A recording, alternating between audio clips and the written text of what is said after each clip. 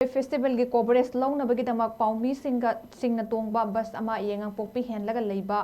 ग्वालताबी area Mahar regiment Manipur हाइबा वाही बस तगी लौथोकदबनी हाइना थ्रेटन तौखिबबु अकनबा मवोंगदा all Manipur Muslim organization coordinating committee अमुकोकी माइकैदगी कंडेम तोरकली अमुकोकी प्रेसिडेंट एसएम जलालना पाउमी सिंगा उनबा अमदा महार रेजिमेंट उठखिबा थवोंग अदु मणिपुर की मियामबु सिंगनबनी हाइना लौफम थोई लोइनना सिरोई फेस्टिवल पांगथोकपदा चंगबा सेनफम मणिपुर की बजेट तगी काइथोकपा नत्तब्रा हाइबा वहंग लेंगांगता हंगलकली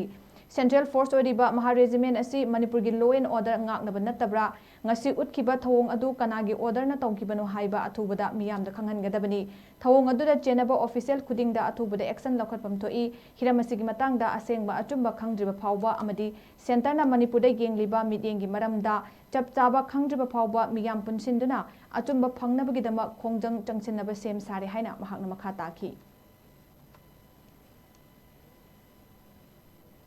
अखोई हौकिबा मतम कयागी ममांगदगी हौना मणिपुर की इंटीग्रिटी का मरी लेनबा हिरमसिंगदा मणिपुर की पांगमसिंगना कैदोंगनुंगदा कोई येंगगा लेरक्ते कॉम्प्रोमाइज तौदे अदु इंटीग्रिटी द सिंगरक्पा तारगदी मदुगी मायोक्ता तौबा याबा अदु मथबकसिंग अखोई चपचाना तौननबा हेंगनबा याबा अदुगुंबा डेमोक्रेटिक ओइबा अदुंबा मूवमेंट सिंगदा अखोई हुमांग चावसिनना थबक तौननबगी दमक्ता अखोई मतम पुनमक्ता अखोई खनफम चेना लेपगा लाई नसिगी तोगसिगी मतंगदसु अखोई मणिपुर की अदुगुंबा मणिपुर की मनुंगदा इसागी लमदा मणिपुर लेंगा की अदुगुंबा गाड़ी चचबदा अदुबा मणिपुर की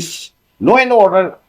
मतेंग पांगनब लेरिबा अदुबा महार रेजिमेंट की कांगबुना सुंब थोंग अमा चथरकपसे मसि तराई तराइना लौबा यारोय मसिगी वाफम से मसि चपचाबा अदुबा असेंबा अचुंबा अदुबा वाफम अदो मणिपुर गवर्नर मियामदा संतोफीगदबनी लोइनना दायित्व लेरिबा अदुबा सिक्योरिटी फोर्स सिंग अदुगी मथक्ता थबक पाइखले हाबसे मियामदा खंगनगदबनी हाबो